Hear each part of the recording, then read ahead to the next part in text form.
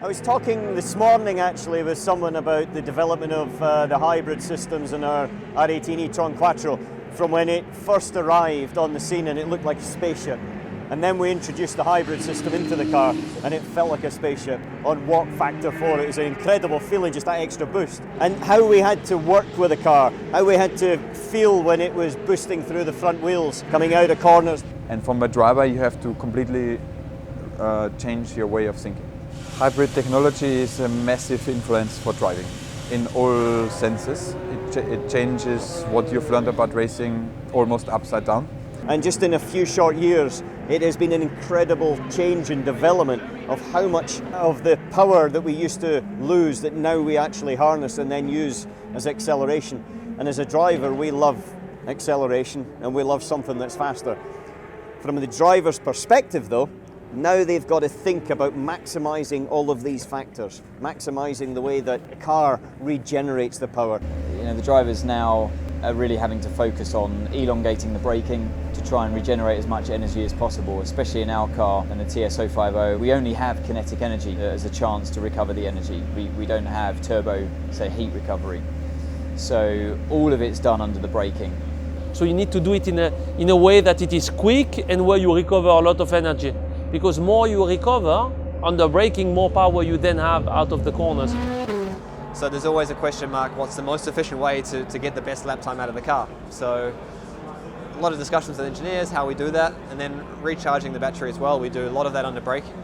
It really means that whenever you're on the brake pedal, you have to stay on the brake pedal as long as you can, because that's ultimately going to be what feeds your battery, the energy that's going to carry on boosting you throughout your laps. So clearly now we use it in a way where it's all automatic. You go on the power, you have all the engines combined and it pulls you out of the corners in an incredible way. So you try to be as long as possible on the brakes, because for us that's the only way to recover energy. But you have to do it in an efficient way. You just don't want to stay on the brakes because you're going to go slow.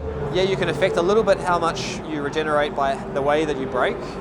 But we're lucky we don't have to think about it too much, but what is different is that we have a front differential, which from growing up driving single-seaters or even previous sports cars, it's not often you have four-wheel drive and a front differential. So it's something that you think about going into the corner, and the way you're coming off the brakes also affects the front diff, which can be a bit counterintuitive compared to what you would have learned from previous cars. So these cars become only drivable when the hybrid system works. And from a driver, you have to completely change your way of thinking. In the end, it's a car, it's got four wheels, yeah, it's got two engines, and it's got a lot of tricky stuff going underneath, but to drive this car quickly, I mean, the fundamental physics of it is not different from any other car. It's the same technique and abilities you need as a driver. It actually teaches you good habits for road car driving as well, for people that, you know, always, if they're complaining that racing drivers now are having to think of the eco game, but it's actually how you should drive in a way, especially on the road. You know, if you see it's like if you see a set of red traffic lights, you don't go barreling up to them and slam on the anchors and sit there.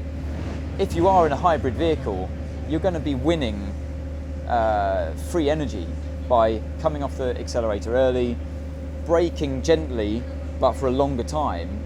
So you're still carrying quite decent speed, but you've started your braking process much earlier, and you'll still end up at a stationary position at those red lights, but you've gained so much energy in your battery sitting there, ready for when you want to put your foot down again. So it's exactly the same what we're doing out on the track. So it's all about lap time still for us, but you're achieving it in a different way.